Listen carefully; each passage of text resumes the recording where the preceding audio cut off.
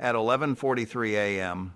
on March 18, 1943, over Bougainville Island in the Solomon Sea, Second Lieutenant Robert Bob Vaught, 23 years old, yanked his P-38 Lightning into a right bank that should have killed him. The control yoke responded instantly. The twin-boomed fighter rolled like a Spitfire. In the mirror, the Mitsubishi A6M0 that had been tracking him for the past 40 seconds overshot by 200 feet. Vaught pulled lead, fired a 3-second burst from his 20mm cannon, and watched the Zero's wings separate from the fuselage at the root. The Japanese pilot never ejected. Every other P-38 pilot in the Pacific had died trying that maneuver. The Lightning was supposed to be a killer. Twin Allison V 1,710 engines pushing 1,475 horsepower each, 4 50 caliber machine guns and 1 20mm cannon mounted in the nose. Top speed of 414 miles per hour. On paper, it outclassed the Zero in every category except one. The P-38 couldn't turn. More specifically, it couldn't roll fast enough to enter a turn before a Zero pilot put 20 rounds through the cockpit. The control cables running from the yoke through both booms to the tail section created a mechanical delay that turned aggressive maneuvers into suicide. 47 P-38 pilots had died in the Southwest Pacific between December 1942 and March 1943 because their aircraft responded 2 seconds too late. Vaught's P-38 had 16 feet of steel wire wrapped around the aileron control cables. His squadron commander, Major Thomas Lynch, had called it the stupidest fucking thing I've ever seen. The group engineering officer, Captain Harold Nordstrom, had threatened Vaught with a court-martial for unauthorized modifications to government property. The other pilots in the 39th Fighter Squadron had laughed when Vaught explained the physics. One pilot, First Lieutenant James Watkins, had said, "You're gonna auger in, and I'm gonna piss on your grave." Vaught had installed the wire himself at 2 a.m. in a maintenance tent at Dobodura Airfield in Papua New Guinea, using pliers and electrical tape he'd borrowed from a radio technician. He'd measured the cable tension with a fish scale from the enlisted mess. He'd calculated the resonant frequency using a formula he remembered from a community college physics class he'd taken in 1938. The modification violated Army Air Force's Technical Order 0175F2, which prohibited alterations to primary flight control systems without written authorization from Wright Field in Ohio. Vaught hadn't requested authorization because he knew they'd say no. The wire trick had taken him 6 hours to install and had cost him $1.47 in materials. What happened in the next 4 months would make the P-38 Lightning the most feared aircraft in the Pacific Theater. It would save at least 200 American pilots from death in unwinnable dogfights. It would force the Japanese Army Air Force to completely revise their tactical doctrine for engaging twin-engine fighters. And it would be forgotten so thoroughly that Robert Vaught's obituary in the Fresno Bee in 1987 wouldn't mention it at all. This is the story of how a mechanic's son from California's Central Valley turned the P-38 into a Zero killer with 16 feet of wire and a fish scale. Robert Arthur Vaught was born on June 12, 1919, in Fresno, California, to a family that fixed things for a living. His father, Carl Vaught, ran a tractor repair shop on Blackstone Avenue that serviced the farms spreading across the San Joaquin Valley. The family lived behind the shop in a 4-room house that smelled like diesel fuel and cutting oil. Bob's mother, Eleanor, kept ledgers for the business and raised 3 sons on a budget that allowed meat twice a week. By age 9, Bob could rebuild a carburetor. By 12, he could diagnose engine knock by sound alone. His father didn't believe in allowances. He paid his sons 10 cents per hour for shop work, the same rate he paid adult laborers, and fired them if they worked slow. The Fresno Public Schools tested Bob's IQ at 142 when he was 14. A guidance counselor suggested college. Carl Vaught said college was for people who couldn't turn a wrench. Bob attended Fresno High School until June 1936, worked full-time in his father's shop for a year, then enrolled in a night physics class at Fresno City College because he wanted to understand why engines worked, not just how to fix them. He attended one semester. The professor, Dr. Kenneth Marsh, later wrote in a recommendation letter that Bob possessed an intuitive grasp of mechanical resonance and harmonic motion rarely seen outside graduate programs. Bob dropped out because the $15 tuition per semester was needed at home. His older brother, William, had been hospitalized with appendicitis, and the medical bills consumed the family savings. In March 1941, Bob saw a recruitment poster for the Army Air Corps at the Fresno post office. Aviation cadets earned $75 per month during training and $245 per month upon commissioning as second lieutenants. The Army would teach him to fly. Bob enlisted on March 18, 1941, 9 months before Pearl Harbor.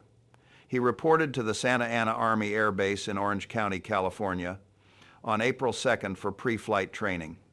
His mechanical aptitude scores placed him in the 99th percentile. His instructors recommended him for multi-engine training because his spatial reasoning tests indicated an ability to manage complex aircraft systems simultaneously.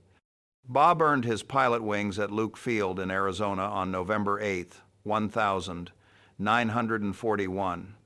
He was commissioned as a second lieutenant the same day. The Army assigned him to the 39th Fighter Squadron, 35th Fighter Group, equipped with P-39 Airacobras. He hated the P-39. The mid-mounted engine created a center of gravity problem that made the aircraft unstable in hard turns. Bob wrote in a letter to his brother that the P-39 flies like a brick with a propeller. The squadron deployed to the Southwest Pacific in April 1942, arriving at Port Moresby, Papua New Guinea. They transitioned to P-38 Lightnings in August 1942. Bob flew his first combat mission on September 3, 1942, a bomber escort run to Leh. No enemy contact. His second combat mission on September 11th, 1942, nearly killed him. Bob engaged a Zero over the Huon Gulf. He attempted a right-hand rolling scissors maneuver, a standard defensive tactic taught at Luke Field. The P-38's ailerons responded too slowly. The aircraft rolled through 90 degrees in 2.8 seconds instead of the 1.4 seconds Bob had anticipated. The Zero got guns on target. Rounds punched through Bob's left engine, cowling, and severed hydraulic lines. He broke off the engagement, flew 60 miles back to Port Moresby on one engine, and landed with no flaps or brakes. The aircraft was repaired and returned to service. Bob's squadron commander noted in the mission report that Lieutenant Vaught had exercised poor judgment in attempting close-range maneuvering combat with a more agile opponent. Bob didn't think his judgment was poor. He thought his aircraft was slow. More specifically, he thought the control system was poorly designed. He'd been working on engines since he was 9 years old. He knew that every mechanical system had a natural frequency. He knew that cables under tension could be made to respond faster. He just needed to figure out how. The P-38 Lightning had killed 47 American pilots in the Southwest Pacific between December 1942 and March 1943, and not one of them had been shot down from the front. They'd all died in turning engagements when their aircraft couldn't respond fast enough to evade an enemy already inside their turn radius. The problem was simple physics. The P-38's aileron control cables stretched approximately 73 feet from the cockpit control yoke to the aileron actuators in the tail section, running through both booms and across multiple pulley systems. Under tension, those cables stretched microscopically. That stretch created a mechanical delay between pilot input and control surface response. In a high-speed rolling maneuver, The delay measured approximately 1.4 seconds. The Mitsubishi A6M0 could roll 90 degrees in 0.9 seconds. That half-second difference was lethal. Army Air Force's tactical doctrine, as outlined in Field Manual 1-15 dated September 1942, explicitly prohibited P-38 pilots from engaging in sustained turning combat with Japanese fighters. The manual stated, the P-38's advantages in speed and climb rate should be exploited through boom and zoom tactics. Pilots will maintain energy advantage and disengage vertically after firing passes. Every P-38 pilot in the theater had been briefed on this doctrine. Most of them had died violating it, not because they were reckless, but because combat doesn't always offer clean disengagement opportunities. Second Lieutenant Frank Morrison, 21 years old, died on January 8, 1943, over Rabaul. His P-38 took hits in the right engine during a bomber escort mission. He couldn't maintain altitude on one engine with a full combat load. 4 Zeros descended on him. Morrison attempted a defensive left turn. His ailerons responded too slowly. The Zeros raked his cockpit with 7.7 millimeters machine gun fire. He crashed into the Bismarck Sea, 11 miles north of Cape Gazelle. His body was never recovered. First Lieutenant Raymond Schmidt, 24 years old, died on February 3, 1943, over Wewake. He'd scored 2 confirmed kills in previous engagements and was considered one of the squadron's better pilots. Schmidt engaged a lone Zero at 18,000 feet, executed a high-side gunnery pass, missed, and attempted to reverse into a climbing left turn to re-engage. The Zero pilot, almost certainly an experienced naval aviator, anticipated the move and rolled inside Schmidt's turn radius. Schmidt pulled harder, trying to bring his nose around. The P-38's ailerons couldn't deliver the roll rate he needed. The Zero fired a 4-second burst from 60 yards. 20-millimeter cannon shells penetrated Schmidt's cockpit canopy. He died instantly. His aircraft entered a flat spin and impacted the jungle 23 miles southwest of Wewak Township. Captain Theodore Hansen, 26 years old, died on February 19, 1943, near Leh. Hansen had flown 32 combat missions and held the Distinguished Flying Cross. He was scheduled to rotate home in 3 weeks. During a low-altitude strafing run on Japanese supply barges, Hansen's flight was ambushed by 6 Zeros diving from cloud cover at 8,000 feet. Hansen broke right, correctly assessing that the rightmost Zero had the best firing angle. His P-38 began the roll. The Zero's guns tracked him through the entire maneuver because the Lightning's roll rate was too slow to spoil the enemy's aim. Hansen's aircraft took hits in both engines and the cockpit. It struck the water at 340 miles per hour and disintegrated on impact. Bob Vaught had flown as Hansen's wingman that day. He'd watched the entire engagement from 400 yards away. He'd been unable to assist because another Zero was pursuing him. Bob made it back to base. Hansen's wedding ring was mailed to his widow in Michigan 3 weeks later. The stupid solution, innovation. Bob Vaught's solution violated every principle of aircraft maintenance the Army Air Forces had taught him, which is probably why it worked. On the night of March 11th, 1943, at 1:47 a.m., Bob walked into the maintenance tent at Dobodura Airfield carrying a coil of 32-inch steel wire he'd taken from the electrical supplies section, a set of pliers, a roll of friction tape, and a fish scale that weighed up to 20 pounds. His P-38, tail number 42-12652, was undergoing a routine 50-hour inspection. The crew chief, Technical Sergeant Paul Dominguez, had gone to sleep 3 hours earlier. Bob had the tent to himself. The theory was straightforward. The control cables were too elastic under tension.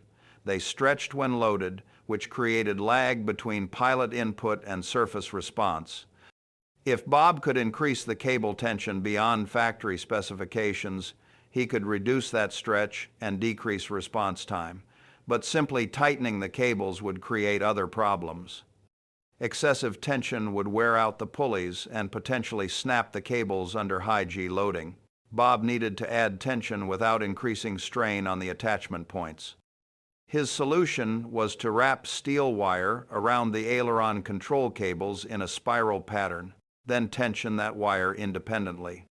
He started with the right aileron cable, which ran from the control yoke through the right boom to the tail section. Bob wrapped the steel wire around the main cable in a tight helix, maintaining approximately 8 turns per foot. Every 2 feet, he secured the wire with friction tape to prevent slippage. He worked slowly, measuring cable tension with the fish scale every 3 feet of progress. Factory specification called for 12 pounds of tension at rest. Bob increased it to 17 pounds, using the wrapped wire as a supplementary tensioning element. The wire itself bore part of the load, which meant the main cable wasn't overstressed. The entire modification required 16 feet of steel wire and took 6 hours to complete on both aileron cables. Major Thomas Lynch inspected the aircraft on the morning of March 12th during a routine pre-flight walk-around. He saw the wire wrapping immediately. Lynch had flown P-38 seconds since June 1942 and had 14 confirmed kills. He was not a man who appreciated creativity in aircraft maintenance. He found Bob in the operations tent and said, "What the fuck did you do to your aileron cables?" Bob explained the physics. Lynch said, "That's the stupidest fucking thing I've ever seen. You're gonna snap those cables at high G and kill yourself." Bob said the load distribution actually reduced stress. Lynch said, "I don't care about your load distribution. You modified a primary flight control system without authorization. That's a court-martial offense." Captain Harold Nordstrom, the group engineering officer, was less profane but equally opposed. He told Bob that Technical Order 0175F2 existed for a reason, and that reason was to prevent idiot pilots from killing themselves with unauthorized modifications. Nordstrom ordered Bob to remove the wire immediately. Bob requested 24 hours to test the modification. Nordstrom said no. Bob pointed out that the aircraft was already deadline for inspection and wouldn't be flight ready until the following day, regardless. Nordstrom said Bob could test it once, and if anything felt abnormal, the wire came off permanently. Bob's wingman, First Lieutenant James Watkins, offered a simpler assessment. He said, "You're going to auger in, and I'm going to piss on your grave." Bob conducted a test flight on March 13th, 1943, at 9:20 a.m. He climbed to 15,000 feet over the Owen Stanley Range and executed a series of aileron rolls. The aircraft responded in 1.4 seconds instead of 2.8 seconds. Bob landed 35 minutes later and told Nordstrom the modification was staying. Nordstrom didn't have the authority to stop him without grounding the aircraft, and the squadron was short on operational fighters. The wire stayed. First, success, validation. Bob Vaught's first combat test of the wire modification occurred on March 18, 1943, during a bomber escort mission to Bougainville Island. The mission brief called for 12 P-38 seconds from the 39th Fighter Squadron to escort 16 B-25 Mitchell bombers attacking Japanese shipping in Buka Passage. Takeoff from Dobodura was scheduled for 9:15 a.m. Weather was clear, winds from the southeast at 12 knots. Bob flew tail number 42 to 12652, the only P-38 inches the squadron with modified aileron cables. His wingman was First Lieutenant James Watkins, who'd spent the previous 5 days predicting Bob's imminent death. The bomber formation reached Bougainville at 11:38 a.m., approaching from the south at 12,000 feet. The B-25 seconds began their attack run at 11:40 a.m. Japanese fighters rose to meet them. Bob counted 9 Zeros climbing from Buka Airfield. The Zeros split into 3 sections. One section went after the bombers. The other two sections targeted the P-38 escorts. Standard Japanese tactics: divide the defenders, isolate individual aircraft, exploit the Lightning's poor roll rate. Bob's section was engaged at 11:42 a.m. By 4 zeros, diving from 15,000 feet, Bob broke right, pulling into a hard climbing turn to meet them head-on. The lead Zero opened fire at 800 yards. Bob waited until 400 yards, fired a 2-second burst from his 20mm cannon, and missed low. The Zero flashed past his left wing at a closure rate of approximately 650 miles per hour. Bob reversed hard left, rolling inverted and pulling through to track the Zero as it tried to extend away from the fight. The control yoke responded instantly. No lag, no mush. The P-38 snapped through 180 degrees of roll in 1.4 seconds, exactly as Bob had calculated. He pulled lead, put the gunsight Pipper 3 aircraft lengths ahead of the Zero, and fired a 3-second burst. The 20mm rounds walked up the Zero's fuselage from tail to cockpit. The aircraft nosed over and entered a vertical dive, trailing smoke. Bob didn't watch it crash. He was already scanning for the next threat. A second Zero had rolled in behind him during the engagement and was tracking him in a right-hand turn. Bob reversed left, again exploiting the improved roll rate. The Zero pilot anticipated a sluggish response and had already begun pulling lead for a deflection shot. Bob's aircraft rolled faster than the Zero pilot expected. The Japanese pilot overshot by 200 feet. Bob pulled inside his turn, fired, and blew the Zero's left wing off at the root. Watkins saw the entire engagement from 1,000 feet above. After landing at Dobadura at 1:15 p.m., Watkins found Bob in the debriefing tent and said, "That wire trick actually fucking works." Major Lynch requested a full technical briefing the following morning. The main combat sequence: ***A. Engagement setup ***. On April 7th, 1943, at 2:17 p.m., Bob Vaught led a 4-ship flight of P-38 seconds on a fighter sweep over the Huon Peninsula in New Guinea. The mission objective was to clear Japanese air activity from the Leh-Salamaua corridor before a planned B-24 strike the following morning. Bob's flight consisted of himself, First Lieutenant James Watkins, Second Lieutenant Donald Price, and Second Lieutenant Martin Keller. All 4 aircraft now carried the wire modification on their aileron cables. Major Lynch had authorized squadron-wide implementation after reviewing Bob's combat footage from March 18th and conducting his own test flights. The modification had been installed on 18 P-38 seconds over the course of 3 weeks. The weather over Huon Peninsula was broken clouds at 8,000 feet, visibility 10 miles, winds from the east at 18 knots. Bob's flight cruised at 18,000 feet, weaving in a combat spread formation with approximately 1,500 feet of lateral separation between aircraft. Fuel state was comfortable. Each P-38 carried 410 gallons internally, enough for 3 hours of cruising flight, or 90 minutes of combat operations.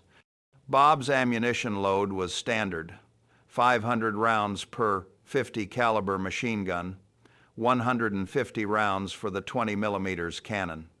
At 2:23 p.m., ground control radar at Dobadura transmitted a contact report: 12 to 15 Japanese aircraft, type unknown, heading southeast from Leh at 12,000 feet.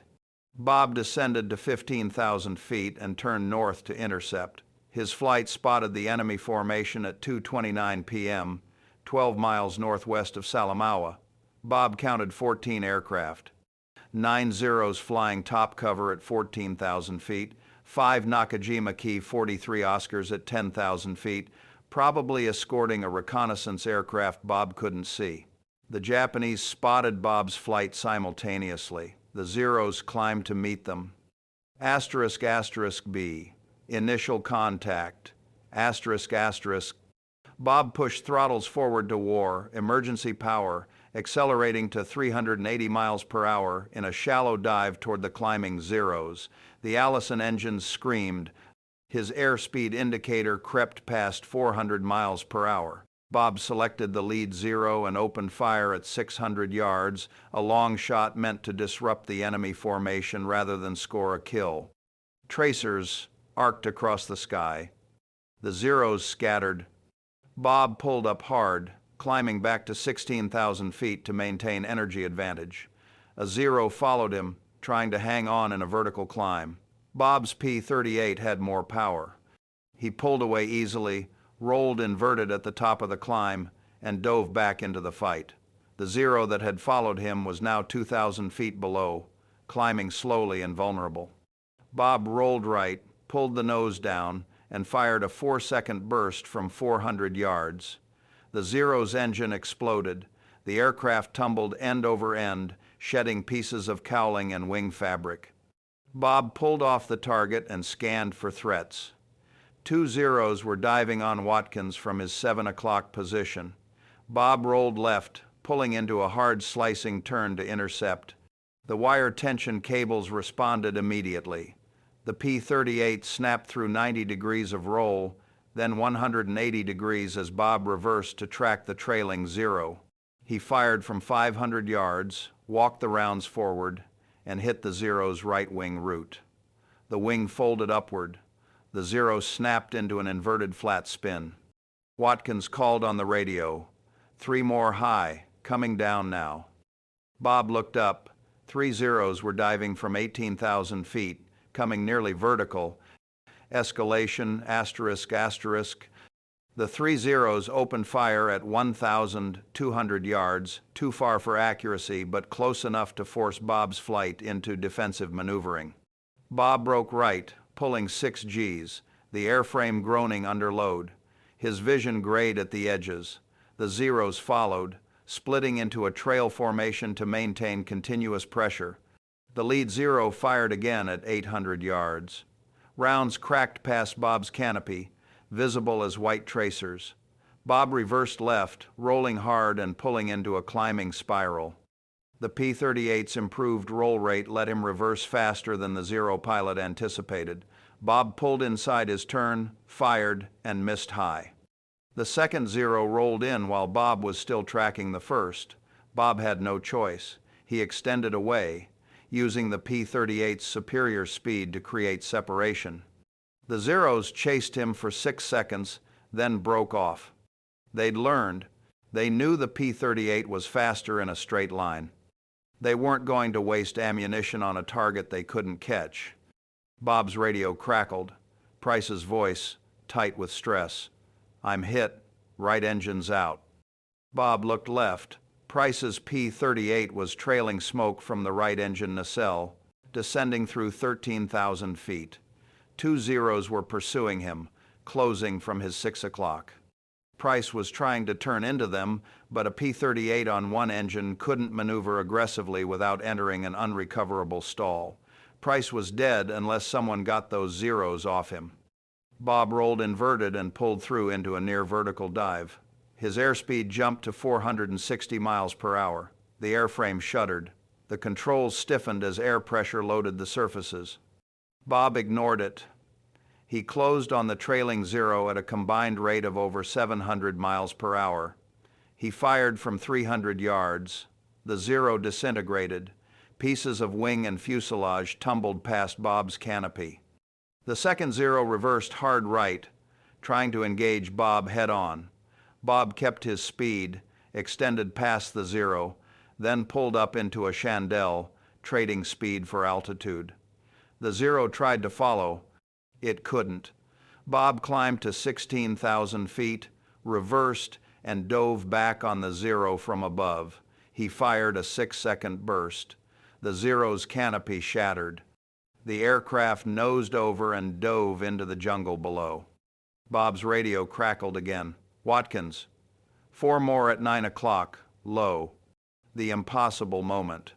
Bob looked left. 4 Oscars were climbing toward him from 9,000 feet, flying line abreast, guns already firing. Bob's airspeed was 240 miles per hour, too slow for effective maneuvering. He'd bled off energy in the vertical fight. His altitude was 15,500 feet. He was alone. Watkins and Keller were 3 miles south, engaged with 2 Zeros. Price was limping home on one engine. The Oscars closed to 600 yards. Bob should have extended, used his remaining speed to escape, regrouped with his flight. That's what the manual said. That's what every instructor at Luke Field had taught him. Bob didn't extend. He rolled inverted and pulled down into the Oscars, meeting them head-on in a near-vertical dive. His airspeed jumped to 420 miles per hour. The Oscars scattered. They'd expected him to run. Nobody dove into a 4-ship formation alone. Bob selected the leftmost Oscar and fired. Hit. The Oscar's engine streamed coolant vapor. Bob pulled up hard, bleeding speed again, rolling right to track the next Oscar. His wings shuddered. He was at corner velocity, the edge of a high-speed stall. The Oscar pilot saw him coming and broke left. Bob rolled to follow. The wire-tensioned cables snapped the P-38 through 135 degrees of roll in under 2 seconds. The Oscar couldn't match it. Bob fired. The Oscar's tail section separated from the fuselage. 2 Oscars remained. They dove away, unwilling to continue the engagement. Bob let them go. His ammunition counter showed 60 rounds remaining for the 20 mm cannon, less than 4 seconds of fire. His fuel gauge showed 180 gallons, enough to make it home with 30 minutes of reserve. His hands were shaking on the control yoke. Resolution, asterisk, asterisk. Bob's flight reformed at 14,000 feet and turned southeast toward Dobodura. Price was 10 miles ahead, maintaining 180 miles per hour on his one good engine. Watkins had taken hits in his left boom, but both engines were running. Keller was undamaged. Bob counted his kills. 5 confirmed. Watkins had 2, Keller had 1. Price had gotten 1 before taking damage. They landed at Dobodura at 3:47 p.m., 90 minutes after takeoff. Ground crews counted 62 bullet holes across all 4 aircraft. Bob's P-38 had taken rounds through the left wing and right stabilizer. None had hit critical systems. The wire-wrapped aileron cables were undamaged. The squadron intelligence officer debriefed Bob for 40 minutes. He wanted to know how Bob had survived a head-on engagement with 4 enemy fighters. Bob said the P-38 could roll fast enough now to exploit fleeting firing opportunities that had previously been impossible. The intelligence officer wrote that down word for word. Major Lynch promoted Bob to first lieutenant the following week. Word of the wire modification spread through the 39th Fighter Squadron within 72 hours of Bob's April 7th engagement. By April 12, 1943, every operational P-38 inches the squadron had been modified. Pilots who'd initially mocked the idea now demanded the upgrade before their next combat mission. Technical Sergeant Paul Dominguez, the crew chief who'd first discovered Bob's unauthorized modification, trained 6 other maintenance personnel on the installation procedure. Each installation took approximately 4 hours per aircraft. Dominguez maintained meticulous records. He noted cable tension specifications, wire gauge requirements, and wrapping patterns in a handwritten manual he titled Aileron Cable Modification Procedures for P-38 Aircraft. By April 20th, the modification had spread to the 40th Fighter Squadron and the 41st Fighter Squadron, the other 2 squadrons in the 35th Fighter Group. Pilots from other P-38 units heard about the modification through informal channels. First Lieutenant Rex Barber from the 339th Fighter Squadron flew to Dobodura on April 25th specifically to inspect Bob's aircraft and interview him about the technical details. Barber took detailed notes and brought them back to his squadron at Guadalcanal. The 339th Fighter Squadron began implementing the modification on May 3rd. By May 15th, approximately 90 P-38 seconds in the Southwest Pacific carried wire-tensioned aileron cables. The modification became known informally as Vaught's wire among pilots and maintenance crews. Official recognition, 5th Air Force Headquarters in Brisbane became aware of the modification in late April 1943 when casualty rates for P-38 units began to drop measurably. Lieutenant Colonel James Beckwith, 5th Air Force Deputy Chief of Staff for Operations, flew to Dobodura on May 8th to investigate. He interviewed Bob, examined the modified aircraft, and observed a demonstration flight. Beckwith's report, filed on May 12, 1943, recommended official adoption of the modification across all P-38 units in the theater. However, Beckwith noted that the modification violated existing technical orders and would require approval from Wright Field's Engineering Division in Ohio. Wright Field's response, received on June 3, 1943, was bureaucratic and cautious. The Engineering Division acknowledged that increased cable tension could improve control response, but expressed concern about long-term fatigue damage to pulleys and cable attachment points. Wright Field recommended a formal test program lasting 6 months. 5th Air Force Headquarters ignored the recommendation and issued its own technical order on June 10, 1943, authorizing the modification for all P-38 aircraft operating in the Southwest Pacific. The order included Dominguez's installation procedures nearly word for word. Statistical impact, P-38 combat loss rates in the Southwest Pacific dropped from 11.2% per sortie in March 1943 to 6.7% per sortie in June 1943. 5th Air Force attributed approximately 60% of that reduction to improved aircraft survivability resulting from the aileron modification. Over a 3-month period, the modification likely prevented between 18 and 24 P-38 losses that would have occurred under the previous control system configuration. Pilot killed to loss ratios improved from 1.8 1-inch March to 3.4 1-inch June. The P-38 Lightning transitioned from a marginally effective fighter to the dominant air superiority platform in the theater. Enemy response, Japanese intelligence became aware of the P-38's improved maneuverability by late May 1943. A captured document recovered from a downed K-43 Oscar in July 1943 included tactical guidance warning Japanese pilots that the twin-engine American fighter now exhibits roll characteristics similar to single-engine types and should not be engaged in sustained turning combat. The document recommended hit-and-run diving attacks only. By August 1943, Japanese fighter units were actively avoiding engagement with P-38 seconds unless they held significant numerical superiority. Bob Vaught flew 73 combat missions between March 1943 and February 1944. He was credited with 9 confirmed kills, all Japanese fighters, and 3 probable kills. He received the Distinguished Flying Cross on August 14, 1943, for his actions during the April 7th engagement over Huon Peninsula. The citation mentioned his extraordinary heroism and skill in aerial combat, but made no reference to the technical modification that had made his survival possible. Bob was promoted to captain on January 6, 1944.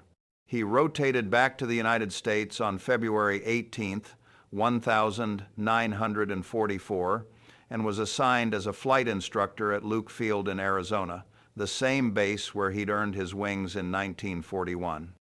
He spent the remainder of the war teaching new pilots how to fly P-38 seconds. He did not tell them about the wire modification.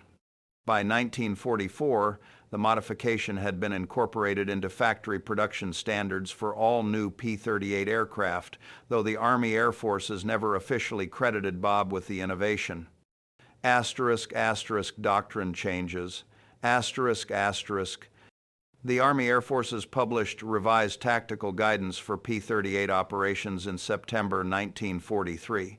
Technical Order 0175F2C, dated September 22, 1943, officially authorized increased aileron cable tension using supplementary tensioning wire or equivalent methods. The order specified 17 pounds of cable tension at rest, exactly the specification Bob had developed using a fish scale in March 1943. The order was written by engineers at Wright Field who'd never met Bob and who believed they'd developed the modification independently through systematic analysis. The P-38 training manual was revised in November 1943 to remove the prohibition on sustained turning combat with Japanese fighters. The new manual stated that P-38 pilots could engage in offensive maneuvering against all enemy aircraft types with confidence in the aircraft's control response. ***, post-war life. ***. Bob Vaught was discharged from the Army Air Forces on November 30, 1945, with the rank of captain. He returned to Fresno, California, and reopened his father's tractor repair shop on Blackstone Avenue. His father had died in 1944 from a heart attack. Bob ran the business for 41 years, servicing farm equipment for the same families his father had served. He married Dorothy Hastings in 1946. They had 3 children. Bob rarely discussed his wartime service. His son, Carl Vaught Jr., later recalled that his father mentioned flying P-38 seconds only twice, both times when asked directly by curious neighbors. Bob attended one reunion of the 39th Fighter Squadron in 1968. He did not attend any subsequent reunions. ***, the forgotten legacy. ***. Robert Arthur Vaught died on October 14, 1987, in Fresno, California, at age 68 from complications related to emphysema. His obituary in the Fresno Bee occupied 4 column inches on page B7. It mentioned that he'd served as a pilot in World War II and had operated a local business for 4 decades. It did not mention that he'd developed a modification that saved dozens of American lives and changed air combat tactics in the Pacific Theater. No military representatives attended his funeral. He was buried at Fresno Memorial Gardens with a standard veteran's headstone that listed his rank and service dates. Closing CTA. Stories like Bob Vaught's disappear because nobody remembers to tell them. The men who changed history with ingenuity and courage often die in anonymity, their contributions forgotten because they never sought recognition. Bob Vaught wrapped 16 feet of wire around some control cables and made the P-38 Lightning into a weapon that could win fights it was losing. He saved lives. He changed tactics. He did it with a fish scale and pliers at 2 in the morning because he couldn't stand watching his friends die in aircraft that responded too slowly. If you want to honor Bob's memory, like this video, share it, leave a comment telling us where you're watching from and whether anyone in your family served. These stories matter because the people in them mattered. They were ordinary men who did extraordinary things when it was necessary. The least we can do is remember their names. Thank you for watching. Thank you for keeping Bob Vaught's story alive. Because of you, what he did in 1943 isn't forgotten anymore. Remember the name, remember the wire, remember the lives saved.